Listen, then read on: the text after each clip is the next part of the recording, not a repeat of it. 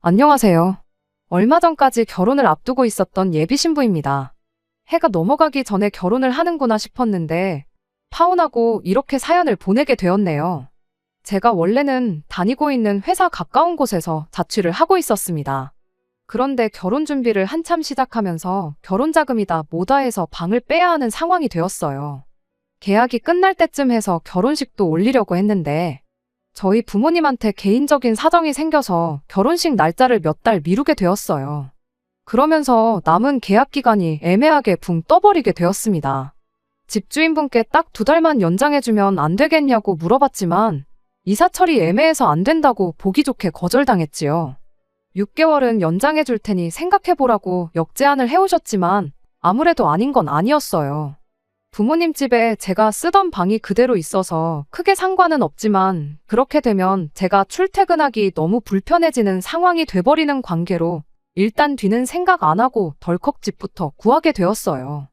신혼집을 구하는 과정에서 남자친구가 집이 구해지면 그냥 자기도 같이 들어가 살면 안 되냐고 물어왔습니다.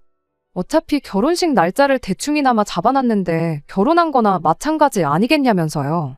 사람 일 한 치 앞도 모르는 거라 파혼을 미리 예상하고 거절한 건 아니지만 괜히 남들 보는 눈도 있고 그냥 개인적으로 신혼생활은 결혼식 올리고 시작하는 게 더 좋겠다 싶어서 좋게 잘 설명하고 그냥 혼자서 지내기로 했죠. 그래서 남자친구는 그냥 회사 기숙사에 계속 머물게 되었어요. 저와는 다르게 기숙사다 보니 아무 때고 편할 때 나올 수 있어서 크게 문제되는 것도 없었고요. 파혼을 예상했다면 집부터 구할 일도 없었을 겁니다. 애초에 집을 구하라고 하셨던 건 저희 부모님이 먼저 제게 제안해 주셨기 때문에 가능한 일이었어요. 제가 직장 생활을 암만 오래 했다고 한들 아파트 하나 덜컥 살 만큼 모아놓은 상황은 아니었으니까요. 부모님께서 모자란 돈을 어느 정도 지원해 주신 덕분에 경기도 신도시 쪽에 20평대 아파트를 제 명의로 먼저 매매를 하게 되었습니다.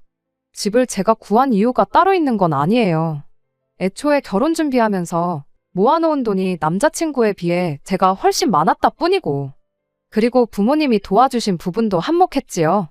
제가 집까지 해오면서 남자친구하고 결혼하고 싶어서 그랬던 것도 아니고요. 결혼이 혹시나 어그러지더라도 집은 남잖아요. 괜히 네 돈 얼마, 내 돈 얼마 해서 나중에 문제 생기는 것보다 한 사람 돈으로 하는 게 더 낫다고도 생각했습니다. 제가 모아놓은 돈이 남자친구에 비해 많다고 해서 제 직장이 남자친구 회사보다 좋은 곳이냐 물어보신다면 또 그런 것만도 아니에요. 동종업계랑 비교하면 월급이 많이 짠 편이거든요. 실제로 남자친구와 저의 벌이를 비교해보면 제가 훨씬 덜 벌기도 하고요. 다만 웬만해선 잘릴 일도 없이 안정적인 데다가 제가 처음 사회생활을 시작한 직장이다 보니 나름 애착도 있고 일이 익숙하고 편한 이유 때문에 아직도 다니고 있을 뿐입니다. 벌써 10년 차가 다 되어가는데도 처음 일 시작했을 때랑 비교해보면 아직도 같은 앞자리수 월급을 받고 있어요. 그에 비해서 남자친구는 이름 들으면 아실 분들은 다들 아실 법한 그런 회사 다니고 있습니다. 모아놓은 돈이 저보다 적은 이유는 취직한 지 아직 얼마 되지 않았기 때문이고요. 지금 당장 연봉만 두고 보면 제가 버는 만큼의 2배 가까이 받고 있어요. 연말에 터지는 상여금 생각하면 저보다 2배 넘게 번다고 봐도 무방하고요. 그래서 당장 제가 돈 얼마 더 모았고 부모님 도움받아 집을 해간다고 한들 길게 보면 결국 남자친구가 가장 역할을 하게 될 텐데 당장 돈 얼마 더 해가는 게 큰 문제가 된다고 생각하지 않았어요. 결혼이 앞으로 둘이서 잘 살자고 하는 거지 내가 잘났네, 네가 잘났네 서로 재면서 경쟁하려고 하는 것 아니잖아요. 그래도 신혼집에 들어갈 살림살이들은 남자친구 돈으로 하기로 했어요. 당장 주머니 사정상 중고차를 뽑아야 할 테지만 차도 남자친구 돈으로 하기로 했고요. 정말 이제 결혼식만 올리면 다 끝났다고 봐도 무방한 상황인데 정작 저희들은 아무 신경도 안 쓰는데 난데없이 남자친구 집 그러니까 제 시어머니가 되실 뻔했던 분이 난데없이 자격지심이 폭발해서는 결국 문제를 일으키네요.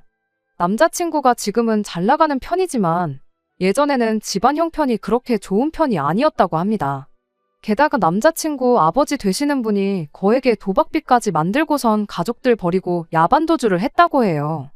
공부에만 집중해도 모자랄 판인데 남자친구는 남들 학원 다니면서 부모님 도움으로 편하게 공부할 때 자기는 아르바이트를 했어야 했답니다.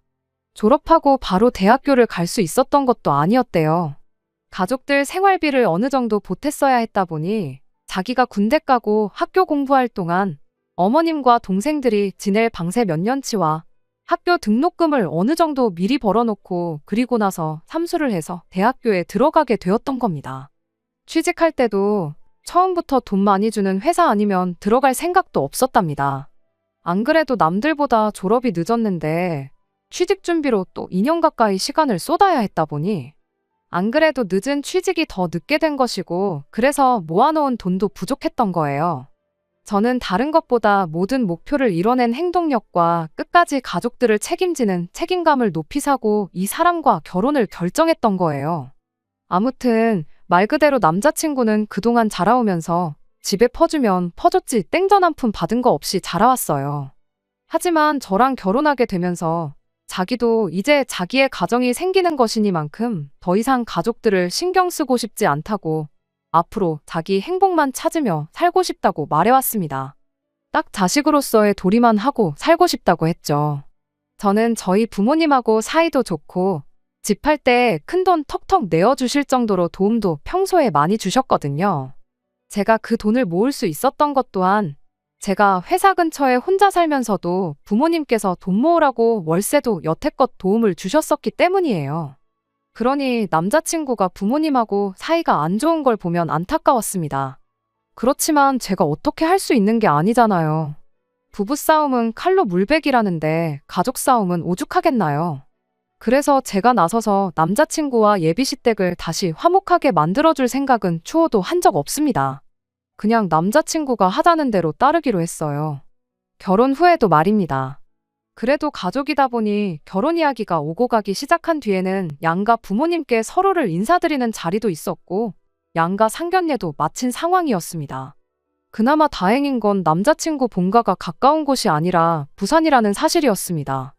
차라리 거리가 그렇게 멀어버리면 정말 명절 같은 날 아니면 같이 부대끼며 지낼 일도 없잖아요?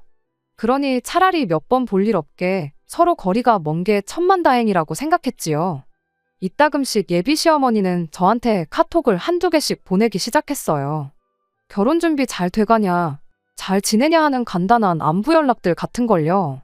저 또한 묻는 말에는 전부 다 답장을 드렸고 저도 가끔씩 생각날 때마다 잘 지내시냐 먼저 안부인 사정도만 묻고 그러고 있었습니다.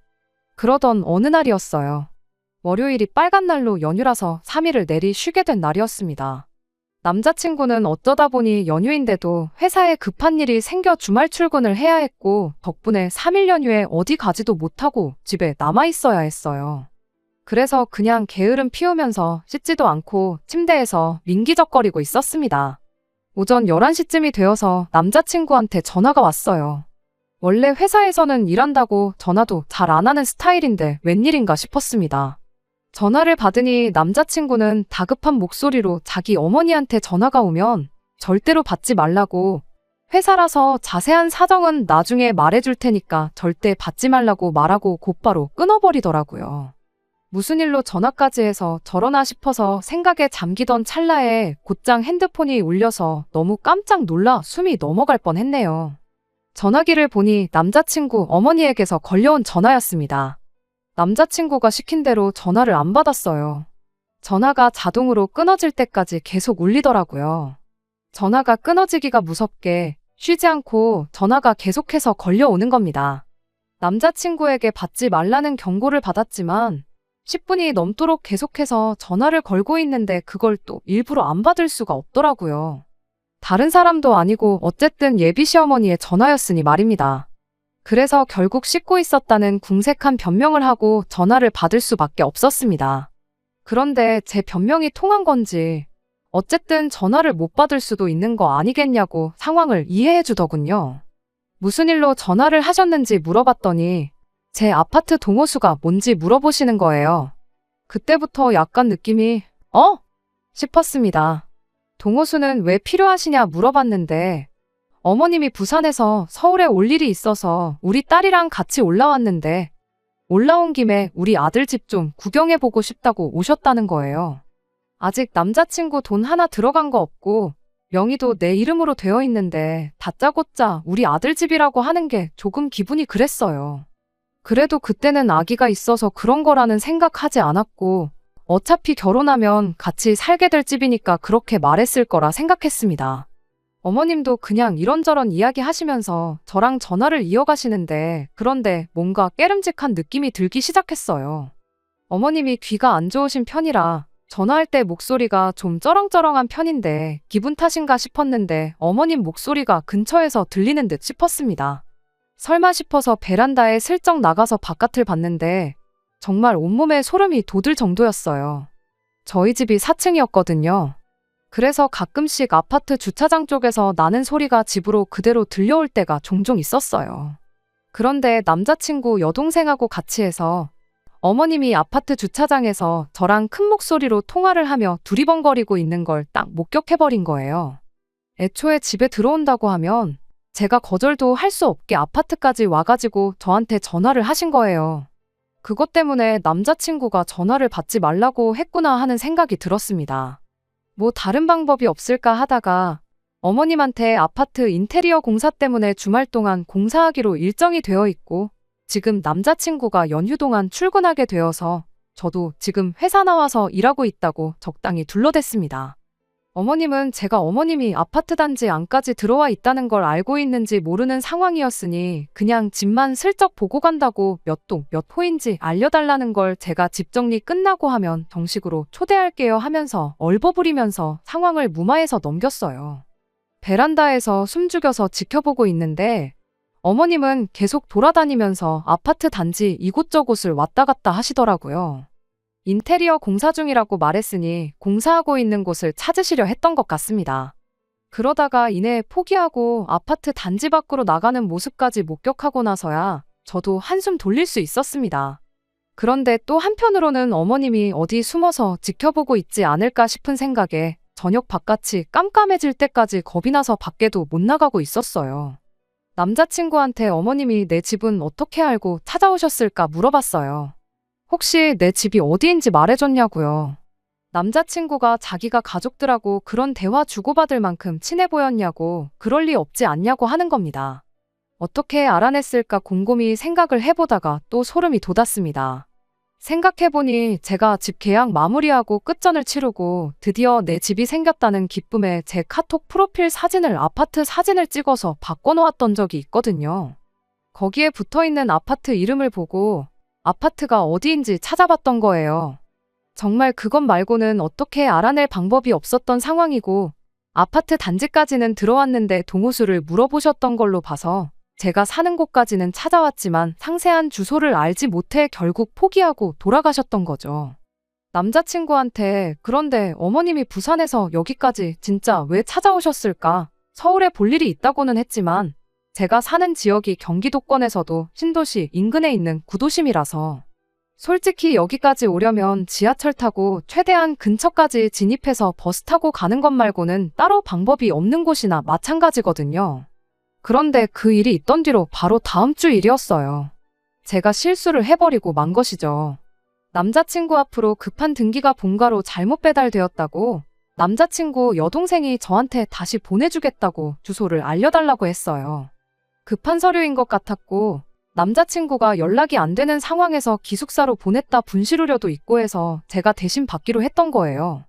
그런데 그날 저녁에 겨우 연락이 닿은 남자친구가 자기 급하게 처리할 서류 같은 거 없다고 하더니 둘 다 동시에 앞불싸 하면서 예비시댁에서 내 집 주소를 알아내려고 수작을 부린 거구나 하는 걸 눈치채게 되었어요. 덕분에 남자친구가 한동안 주말에는 어디 나가지도 않고 저랑 같이 제 명의로 된 집에 머물면서 언제 쳐들어올지 모르는 자기 가족들을 같이 맞이할 준비를 하고 있었습니다. 아니나 다를까 주소 알아내자마자 얼씨구나 하고 한 달도 안 걸려서 다시 집 앞까지 찾아왔더군요. 이번에도 연락은 당연히 없었습니다. 다행히 남자친구가 같이 있어준 덕분에 걱정이 되거나 하지는 않았어요. 들어오자마자부터 집이 참 아늑하니 좋네 하면서 예비신우랑 같이 해서 집안 구석구석을 돌아다니더라고요. 선반장도 하나씩 다 열어보고 나중에는 제 옷방에 가서 옷장도 열어보고 옷도 한 번씩 꺼내보는 겁니다. 집 구경하러 왔다고 해놓곤 제가 어떻게 갖춰놓고 사는지 확인해보러 온 것처럼 보였어요. 누가 보면 마치 자기 집인 것 마냥 행동하더라니까요. 특히나 제가 아끼는 옷들 꺼내서 괜히 자기 몸에 대보면서 이 옷은 언니보다 나한테 더 잘 어울리지 않냐? 엄마한테 더 잘 어울리는 것 같다 하면서 예비시모랑 예비신우 서로 번갈아 가면서 입어보고 난리도 아니더라고요. 제 표정이 어두워지니 남자친구가 어쩐 일로 말도 없이 오셨냐고 연락 없이 이렇게 불쑥 찾아오는 게 어딨냐며 짜증을 부렸어요. 어머님은 또 내 아들 집에 내가 오는데 허락까지 받고 와야 되냐 하더군요. 남자친구가 어머님한테 뭘 모르고 하시는 말씀인 것 같은데 이 집은 자기 명의가 아니고 제 명의로 되어 있다고 한마디 하더라고요. 그러니 따지고 보면 어머니가 남의 집에 허락도 없이 들어오신 거니 큰 신뢰가 맞다 하면서 나중에 결혼하고 나서 혼수랑 다 갖춰놓고 그러면 집들이로 초대할 테니 그때 오시라고 이만 들어가시라고 말을 마쳤죠. 그런데 어머님은 다른 말은 다 무시하고 이 집이 저 혼자만의 명의로 되어 있다는 말에만 반응을 하셨어요. 남자친구한테 왜 이게 니네 집이 아닐 수가 있냐, 그게 말이나 되냐고 하면서 왜 공동명의를 하지 않았느냐고 화살을 저한테 돌리더라고요. 아직 남자친구 돈 들어간 거 한 푼도 없는데 어떻게 명의를 그렇게 하냐고 저도 대답을 했지요. 반대 상황이었으면 공동명의로 해도 아무 말 안 하셨을 거냐고요. 어머님은 그래도 그러면 안 되는 거다 하면서 집 명의를 네 걸로 해놓으면 우리 아들이 이 집에서 길을 못 피지 않겠느냐고 하는 겁니다. 듣자 하니 다니는 회사도 별 볼 일 없는 회사 같은데 우리 대기업 다니는 아들이 저한테 기죽을 거 하나도 없지 않는 상황인 거 모르냐면서요. 네가 집까지 해오면서 우리 아들하고 결혼하려는 거 보면 안 봐도 답이 나온다고. 그러더니 남자친구한테 너는 애가 그렇게 순진해서 남들한테 이용만 당하는 거라 한마디 하시더군요. 누가 할 소리인가 싶었죠. 집에 돈이 모자라다고 학교도 졸업 안 한 아들 아르바이트 내보내면서 인생 계획을 몇 년이나 늦추게 만든 장본인이나 다름없는 사람이 사람 착한 본성을 가지고 이용해 먹네 만에 그딴 말을 하고 있었으니까요. 남자친구 어머니는 그런 건 생각도 못하고 저만 아주 이상한 사람을 만들려고 애를 쓰더군요. 제가 집 명의를 굳이 제 이름으로 해놓은 이유가 집이라도 쥐고 있어야지 돈 많이 벌어오는 남편을 자기 소나귀에 놓고 쥐락펴락 할 수 있기 때문 아니겠냐고 남자친구를 가스라이팅을 하면서 저와의 관계를 이간질을 하고 있더라니까요. 옆에서 예비신우도 거들면서 저 같은 사람이 자기 오빠 같은 사람을 만나려면 집해오는 건 당연한 거 아니냐고 한마디 보태더라고요. 아무리 그래도 저는 결혼식 올리고 어느 정도 시간이 지나서 돈을 좀 모으거나 다음 이사갈 집을 정하기 전까지는 공동 명의를 할 생각이 없다고 두 사람 앞에 딱 잘라서 말을 했어요. 남자친구한테도 서운하게 생각하지 말라고 그게 맞는 거 아니냐니 옆에서 저를 거들어주면서 그렇다고 동의는 해주는데 대답하는 말본새가 제 눈치를 보고 있는 건가 싶은 목소리더라고요. 어머님은 끝까지 그래도 아닌 건 아닌 거라며 누가 봐도 우리 아들이 손해보는 결혼인데 눈칫밥까지 먹으면서 결혼 생활하는 꼴을 볼 수 없다고 했습니다. 막말로 서울에 집해온 것도 아니고 시골 동네에 다 무너져가는 아파트 한 채 해온 게 뭐가 대수냐고 이까짓 걸 가지고 저한테 갑질을 하냐고 하는 겁니다. 이 상황이 누가 갑질을 하는 건지는 지나가는 개도 알 텐데 말이에요. 그렇게 말해도 어쩔 수 없다. 그리고 남자친구 눈칫밥 먹일 생각도 없고 이렇게 하기로 한 건 이미 오래전부터 결정한 일이라고 설명을 했지요. 어머님은 끝까지 제 말을 어떻게 믿냐고 하면서 당신한테 좋은 수가 있다고 하더니 제가 공동명의를 해줄 때까지 이 집에서 같이 지내겠다고 하는 겁니다. 방이 3개나 있으니 한 방은 저희가, 한 방은 어머님이, 한 방은 예비신우가 쓰면 딱 되겠다 하는 거예요.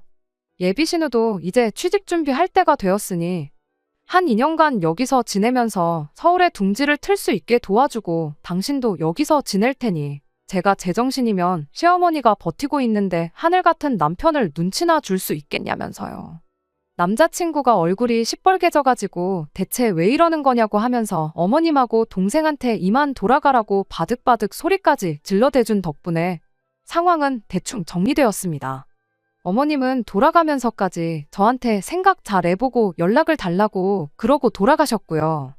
무슨 폭풍이 휘몰아친 다음날같이 집이 조용해졌어요. 남자친구는 저한테 곧장 미안하다고 사과를 해왔습니다. 면목이 없다고 하면서요.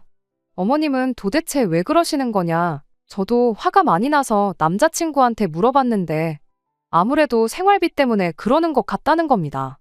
결혼하면 가족들 더 이상 신경 안 쓰고 살고 싶다고 했던 게 저는 그냥 그때까지 집에 돈을 보내줘도 그냥 용돈하라고 돈 얼마 보내주는 게 전부라고 생각했었어요.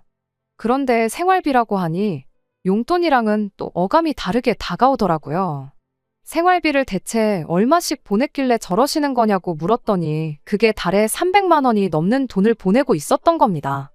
그냥 기본적인 생활비부터 동생이랑 어머님 핸드폰비까지 전부 내주고 있었던 거예요. 아무튼 집에는 이제 결혼하고 나면 생활비는 더 이상 보내드릴 수 없다고 그렇게 미리 말을 하기는 했는데 아마 그걸 가지고 기분이 나빠서 저러시는 것 같다고요. 아무리 취직이 늦었어도 기숙사 생활을 하고 있는데 모은 돈이 왜 이렇게나 부족한가 싶었는데 거기에는 따로 이유가 있었던 거더라고요. 연 끊고 살고 싶다.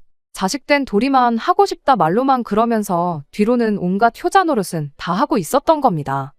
그 와중에 남자친구는 우리 어머니 저러는 고집을 꺾으려면 아무래도 우리가 결혼하더라도 생활비는 계속 보내드려야겠다는 소리를 하는 거예요. 여태까지 제 편 들어주고 가족들하고는 소원한 척 하더니 이제서야 진짜 본심이 나오더라고요. 아마 제가 실수로 주소를 알려주는 일이 없었더라도 어떤 방법으로든 어머님하고 예비 신우는 저희 집에 쳐들어왔었을 거예요. 남자친구 가족들이 별 볼 일 없는 너는 평생 대기업 다니는 남편한테 의지해서 살게 될 거라고 했던 그 말부터 공동명의를 안 해주면 들어와서 살겠다고 통보하는 것까지 모두 계획된 일이라는 생각이 들었습니다. 애초에 남자친구는 잃을 게 아무것도 없는 상황이잖아요. 공동명의를 해주는 것과 자기 가족들 생활비 챙겨주는 건 당장은 아무런 연관도 없는 일이고 어떤 결정을 내리던 간에 둘 다 남자친구만 이득을 보는 속이 뻔히 보이는 상황이잖아요. 혹시나 제가 지나치게 생각을 하는 건가 싶어서 남자친구 속을 떠보려고 가족이냐 나냐 둘 중에 하나를 선택하라고 물어봤습니다.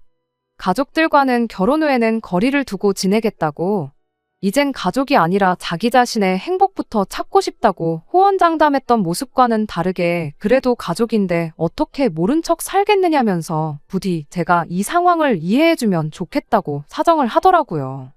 평생을 가족들 호구 노릇을 하고 자라서 그런지 결국 결정적인 순간에도 끝내 가족을 택해버린 남자친구였던 거예요.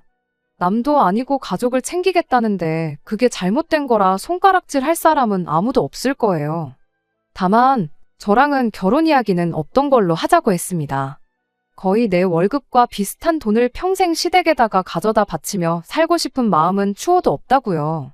그랬더니 남자친구가 기분 나쁜 표정으로 한마디 하더군요. 우리 어머니 말이 그래도 틀린 건 없지 않냐며 진짜 집 하나 해온 거 가지고 나를 가족들과 등지게 만들 셈이냐. 내가 너 때문에 가족들하고 연 끊고 지냈으면 좋겠냐. 그렇게 한마디를 하더라고요. 자기 나이 또래에 자기만큼 버는 사람이 얼마나 되는지는 아느냐고. 그 잘난 월급 가지고 역으로 저한테 갑질을 하려고 하길래 한마디 해줬습니다. 네 월급 나보다 많이 받는 건 알겠는데 니네 가족들한테 300씩 빼주고 나면 그렇게 잘난 월급도 아니라고 정신 차리라고요. 남자친구는 그러면 너네 집에도 똑같이 생활비를 들이면 되지 않느냐고 저를 설득하려 들더라고요.